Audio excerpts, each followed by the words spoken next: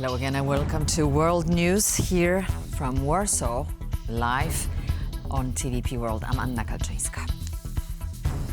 The United States has resumed intelligence sharing and military support for Ukraine.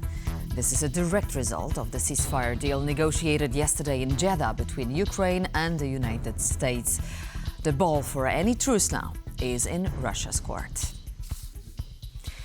On his way back from Jeddah, where the U.S. Ukraine negotiations were held, the Ukrainian foreign minister met with his Polish counterpart in Warsaw. Ukraine has accepted the U.S. proposal for a 30-day ceasefire, and military air deliveries through the Rzeszów hub in Poland have resumed. Ovidiusz Nicieja attended the joint press briefing.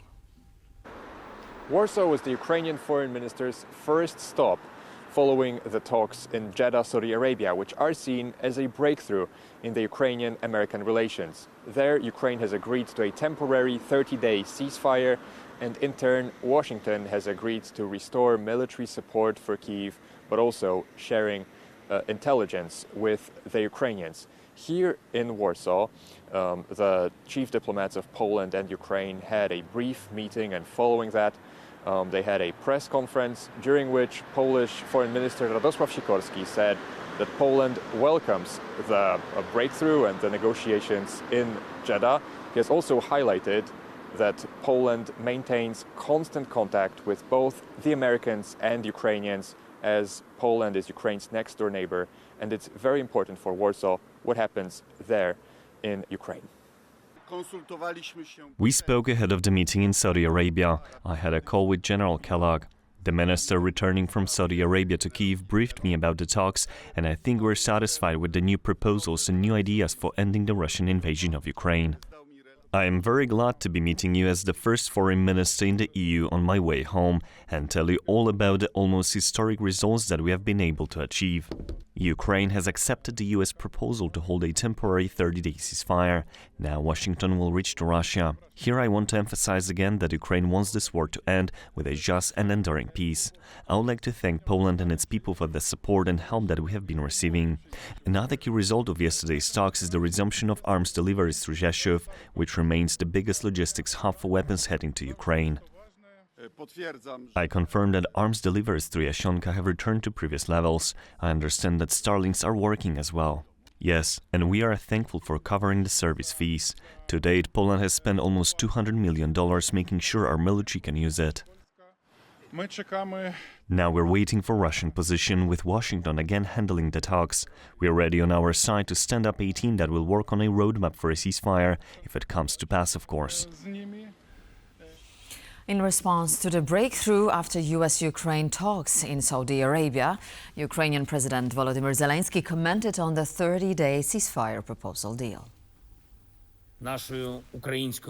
Our Ukrainian proposal for this meeting with the Americans included three key points: securing silence in the skies, no missiles, bombs, or long-range drones, silence at sea, and real trust-building measures in the ongoing diplomatic process. This means, first and foremost, the release of prisoners, our military personnel and civilians, and the return of Ukrainian children who were taken to Russia. The American side understands our arguments and accepts our proposals. I want to thank President Trump for the constructive nature of our team's discussions. Overnight, the Russian army launched a series of attacks against the Ukrainian Donetsk region, killing at least 4 people and wounding 5. According to the regional governor, Russian forces used drones, artillery and bombs to carry out attacks on Molocharska, Pokrovsk and Rudynskie. Among the casualties of the attack are 2 teenagers aged 11 and 13. Moreover, 2 women in their 50s died of severe injuries from the attack. Responding to the strikes, the governor of the Donetsk region, Vadim Filashkin, appealed to civilians to evacuate their homes. At the same time, Filashkin turned to parents and said that if they don't want to evacuate, they should at least send their children to a safe place. Over the past 3 years, Russian forces have regularly targeted villages and cities in the Donetsk region, often resulting in civilian casualties. President Donald Trump has said that he hopes Russia will agree to the ceasefire plan drawn by American and Ukrainian officials. Speaking to reporters, Trump said that there will be a U.S. meeting with Russia in the coming days and that he would invite Ukraine's President Volodymyr Zelenskyy back to the White House. Ukraine, ceasefire. Ukraine, ceasefire. Just agreed to a little while ago. Now we have to go to Russia and hopefully President Putin will agree to that also, and we can get this show on the road. We can get this horrible war where 2,000-3,000 soldiers a week, every week, 2,000, 3,000, 4,000 sometimes. I get the reports, and they're not American soldiers. They're Ukrainian and they're Russian. But people are being killed outside of that. People are being killed in the cities as things explode throughout the cities. And we want to get that war over with. So I think it's a very big, I think it's a big difference between the last visit you saw at the Oval Office and this. So that's a total ceasefire. Ukraine has agreed to it, and hopefully Russia will agree to it. We're going to meet with them later on today and tomorrow, and hopefully we'll be able to wipe out a deal. But I think the ceasefire is very important. If we can get Russia to do it, that'll be great. If we can't, we just keep going on and people are going to get killed, lots of people. So the show is on the road, citing President Trump. And in Europe, a cautious optimism and European officials welcoming the results of U.S. Ukraine peace talks in Saudi Arabia and the readiness of Kyiv to agree to a ceasefire. Our correspondent Kazimierz Łysiak is in Strasbourg. Good morning, Kazimierz. What comments are echoing in the European Parliament? Good morning, Anna. Well, the mood here is definitely one of caution, even though the 30-day ceasefire that Ukraine has agreed to sounds good on paper. The ball is now in Russia's court, and here in the European Parliament, nobody really thinks that Russia will agree to that ceasefire.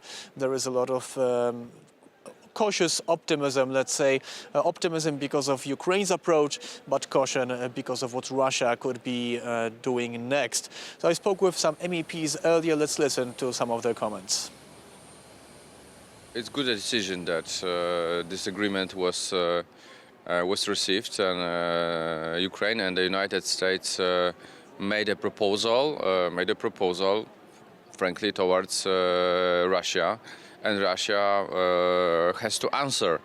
But I'm afraid Putin doesn't want a peace in Ukraine. So I hope if there will be no positive answer from him and from Russia Federation, there will be some actions taken, including sanctions against Russian regime, but also maybe new tariffs imposed on Russia products and Russia partners. For me, the signal from Ukraine is also a showcase where we will see the Russian reaction.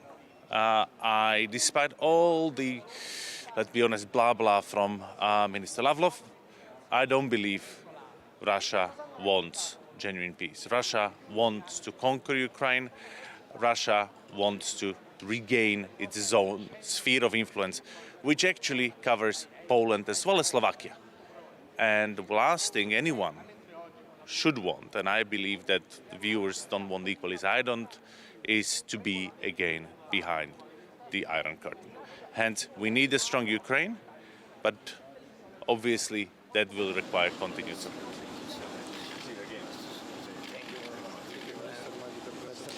The MEPs are currently also discussing and voting on the future of European defense and on continued support for Ukraine.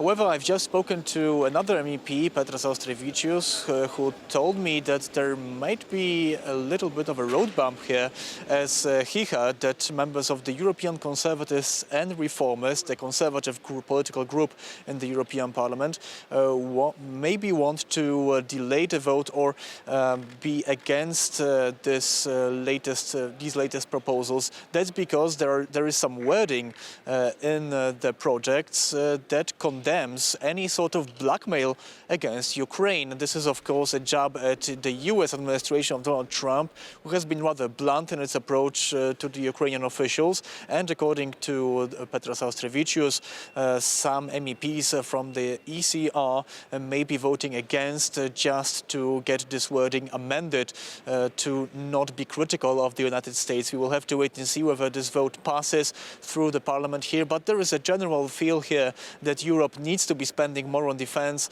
So we will have to wait and see what this outcome of the vote will be. For now, like I said, there is cautious optimism here when it comes to the talks in Saudi Arabia. Back to you in the studio. From Strasbourg, Kazimierz Łysiak, thank you so much. Polish Prime Minister Donald Tusk is visiting Turkey for talks with President Recep Tayyip Erdoğan. Upon departure today, Tusk said that discussions with the Turkish leader will focus on how Ankara can increase its participation in Europe's regional security efforts. We will talk about the role of Poland, the role of Turkey when it comes to stabilizing the region. We will talk about the first round of talks in Saudi Arabia between Ukraine and the United States, the involvement of Poland and Turkey in ensuring peace in the region, ensuring lasting peace on the Russian-Ukrainian border.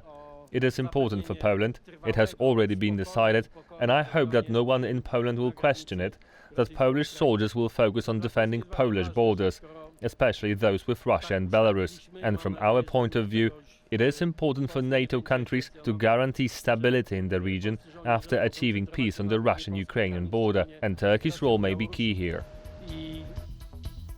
And that's all for now, but for more continuous updates, please stay tuned to TVP World. Thank you so much for watching, and see you soon.